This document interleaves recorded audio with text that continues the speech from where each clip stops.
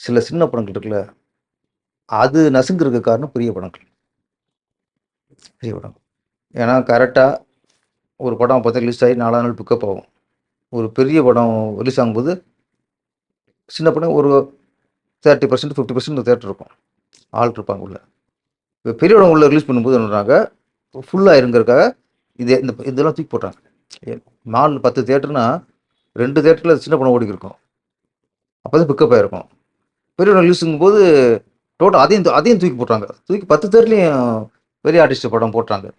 அப்ப இங்க பாதிக்கப்படுறது பெரிய படத்தால சின்ன படம் தான் பாதிக்கப்படுதே தவிர, பெரிய படங்கள் எதுவுமே விமர்சனத்தினாலயோ, சின்ன படங்களாலயோ அது பாதிக்கப்படாது. முன்னாடிலாம் பார்த்தோம் அப்படின்னாக்க, நம்ம தியேட்டர்ஸ் வந்து குறைவா இருந்தாலும் கூட, இப்போ படங்கள் வந்து ஓடக்கூடிய காலம் வந்து அதிகமா இருந்துச்சு. ஸோ அப்படி இருக்கும்போது, குறைவான தியேட்டர்ஸ்ல கூட நெறைய நாள் ஓடும்போது அவங்களுக்கான வசூல் அப்படிங்கிறது இருக்கலாம். ஆனா இப்ப பார்த்தோம் அப்படின்னா, ஒரு படம் வந்து மேக்ஸிமம் 1 வீக் ஓடுனாவே போதும் அப்படிங்கிற மாரி படம் ரிலீஸ் ஆன அன்னைக்கே சக்சஸ் மீட் கொண்டாடுறதெல்லாம் நம்ம பார்க்குறோம். ஸோ அந்த ஒரு சூழல் தான் இப்போ சின்ன படங்கள் பாதிக்கிறதுக்கு ஒரு ரீசனா? ஆமாமாமா. எனக்கு விவரம் தெரிஞ்சுட்டுல ஒரு 20 வருஷத்துக்கு முன்னாடி வச்சுங்களேன். என்னாச்சு, ஒரு தீபாவளிக்கு எனக்கு இன்னும் ஞாபகம் இருக்கு. ரஜினி சார் படம் தங்கமகன், கமல் சார் படம் தூங்காதே தம்பி தூங்காதே, டிஆர் படம் தங்கைக்கு ஒரு கீதம், ஆ சிவாஜி கணேசனுக்கு வந்து வெள்ளை ரோஜா, ஆ மோகன் படம், ஒரு விஜயகாந்த் படம்.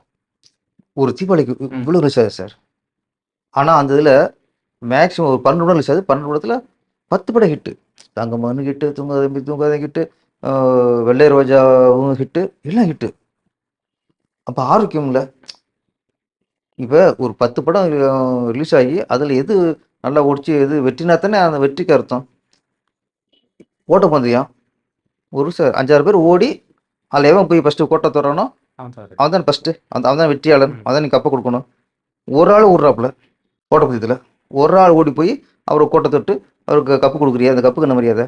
அது மாரி இன்னைக்கு ஒரு ஒரு ஹீரோ படம்னா, அவர் படம் மட்டும் தான். எல்லா தியேட்டர்லயும் அவர் படம் தான். அப்புறம் வசூல் பெற்று நாங்க தான் வசூல் இவ்வளவு அப்புட்ன்னா, அது வெற்றிக்கு அர்த்தம் இல்லைல்ல. நீ வெற்றி சொல்றதுக்கே ஒண்ணும் இல்லையே உங்களுக்கு.